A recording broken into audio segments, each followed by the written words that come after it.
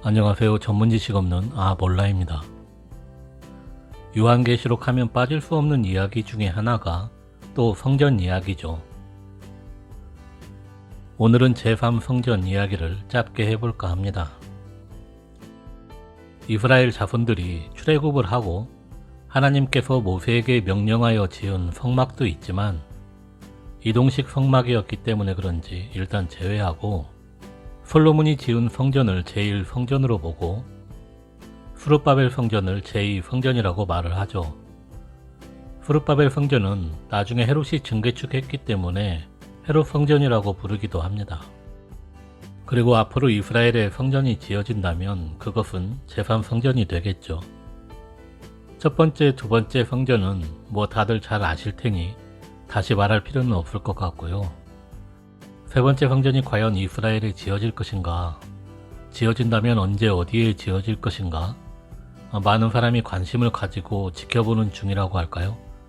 아무튼 상당한 관심이 있는 것은 분명한 것 같습니다. 그럼 왜 제3성전이 지어진다고 생각을 할까?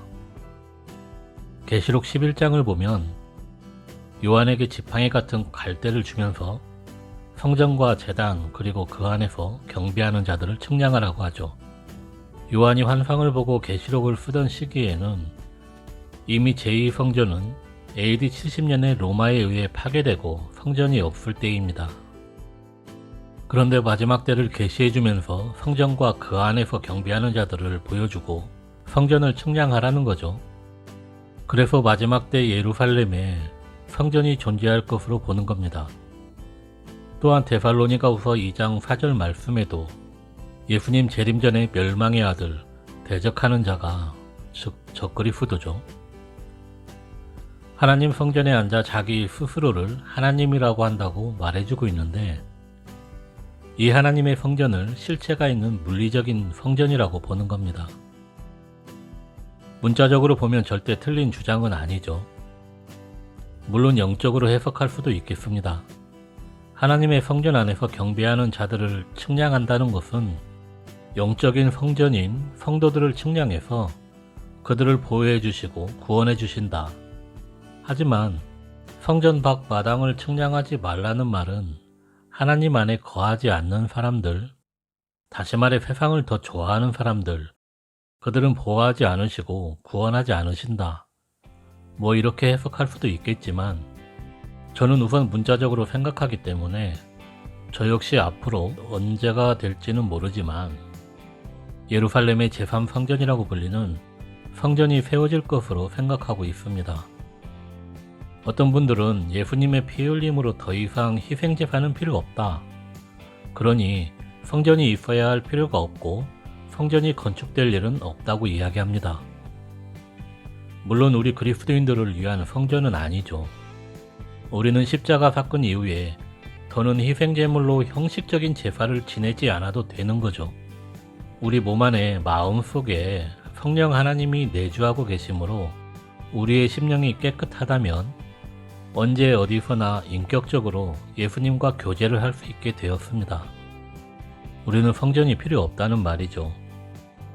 그런데 유대인들은요? 유대인들은 예수님을 메시아로 생각하지 않기 때문에 지금도 메시아 오시기를 기다리고 있습니다. 또한 예수님을 기독교의 창시자로 보거나 유대교를 떠나 다른 길로 간 이단 정도로 생각을 하고 있습니다. 우리 입장에서는 예수님을 믿지 않는 유대인들이야말로 이단 중에 이단이라고 할 수 있는 겁니다. 하지만 역사가 그랬듯이 그들을 멸시하거나 조롱하면 안 되겠죠. 그들은 분명히 하나님의 뜻 가운데 선택받은 민족이고 지금도 하나님은 그들을 사랑하시고 결국은 그들도 구원받을 사람들은 구원받는 거겠죠. 아직은 하나님의 계획하심으로 눈이 가려져 있다고 이해하면 되겠죠. 어쨌든 이들은 토라만을 믿고 율법을 지킴으로 구원받는다고 생각을 하죠. 율법의 완성이 예수님이신 걸 이해하지 못합니다. 이해하려고 하지도 않고요. 그래서 유대인들 입장에서는 제사를 지낼 수 있는 성전이 꼭 필요하죠. 꼭꼭 필요합니다. 그들은 지금도 메시아를 기다리면서 성전 건축을 간절한 마음으로 꿈꾸고 있습니다. 바벨론 포로에서 돌아와 성전 재건에 가장 힘을 쓴 것처럼 지금도 짐승 제사를 회복할 수 있는 성전이 지어지기를 갈망하고 있습니다. 1967년 6.1 전쟁 이후에 성전 연구소가 설립되었고 이미 설계도를 비롯해 거의 모든 부분에서 건축 준비가 마쳐져 있다고 하죠. 성전에 들어갈 각종 기물이나 제사장 선발이라든지 정결하게 성전에 들어가기 위한 정결수 해결을 위해 어려운 숙제였던 흠없는 붉은 암송아지도 2년 전에 태어났다고 하죠. 97년도 그리고 2002년도에도 태어났었는데 조사 결과 검은 털이 몇 가닥 발견돼서 후보에서 탈락한 적도 있었죠. 모세 이후에 지금까지 9마리 태어났다고 하니까 얼마나 희귀템인지 알 수 있습니다. 이런 거 보면 율법에 매여 있는 유대인들이 안쓰럽게 느껴집니다. 어쨌든 성전 건축이 시작되면 불과 몇 개월 안에 완공될 수 있도록 준비가 되어 있다고 합니다. 준비는 됐는데 어디에 지을지가 문제가 되고 있죠. 옛 솔로몬 성전이 있던 자리에는 현재 이슬람교의 황금돔 사원이 자리하고 있습니다. 이슬람 입장에서도 이곳에서 모하메드가 승천했다고 믿고 있고 이곳이 그들에게도 중요한 성지가 되어버렸죠. 그렇기 때문에 현재 이 자리에 성전을 건축하는 일은 결코 쉬운 문제가 아닙니다. 그렇다고 유대인들이 아무 장소에나 성전을 지으려고 하지도 않을 겁니다. 한편으론 이곳이 솔로몬 성전이 있던 터가 아니라는 말들도 많이 있습니다. 여러 학자나 고고학자들이 연구한 결과 100m 정도 벗어난 지점이다 라고 주장도 하지만 그렇다고 해서 또 그곳에 쉽게 지을 수 있는 문제도 아니죠. 혹은 옛 다윗성 쪽이 성전 자리였다라는 주장도 있고요. 하지만 우리가 지을 것도 아니고 성전이 지어질 위치를 가지고 그곳이 맞다, 틀리다 우리가 신경 쓸 필요가 없다는 겁니다. 목사님들도 지금의 황금돔 사원 자리가 맞다, 틀리다 설교하는 목사님들도 있습니다. 성전 자리가 맞고 안 맞고 우리의 구원과 무슨 상관이 있습니까? 아무튼 성전이 다시 세워지려면 여러 문제가 있는 것 같습니다. 하지만 성경 말씀대로 언젠가는 지어질 거라고 생각이 되는데 그럼 어떤 계기로 지어질까 이런 것들이 조금 궁금하기는 하죠. 다시 전쟁이 일어나고 이슬람 사원이 파괴되는 일이 있고 나서 지어질 수도 있겠고 종교 통합으로 인해서 하나의 통합된 성전이 세워질 수도 있겠죠. 하지만 말이 종교 통합이지 서로 다른 신을 섬기면서 하나의 건물을 공유한다는 게 쉬운 일은 아니죠. 유대인도 요즘은 종교 통합을 말하지만 유대인만의 절차로 제사를 지낼 수 있는 성전을 원할 겁니다. 살짝 다른 이야기이긴 하는데 아랍에미리트 수도인 아부다비에 기독교, 유대교, 이슬람교의 예배시설이 한 곳에 지어지는데 2022년에 완공된다고 하죠. 교황이 작년에 방문했을 때 종교 간 화합과 평화를 촉구하며 종교의 뿌리는 같다고 사바사바 했기 때문에 시작된 일이라고 합니다. 그리고 평화 조약으로 인해서 지어질 수도 있겠죠. 단정할 수는 없지만 제 생각에는 평화 조약으로 그곳에 성전을 지을 수는 없을 것 같습니다. 얼마 전에 있었던 아브라함 협정 같은 것으로 현재 이슬람 자리에 유대인의 성전을 지을 수는 없다고 생각합니다. 아브라함 협정을 중재한 트럼프 대통령은 이스라엘 편에 서서 파격적인 일을 많이 했죠. 예루살렘을 이스라엘의 수도로 인정하고 대사관 이전을 하고 골란구원을 이스라엘 영토로 선포도 하고 말이죠.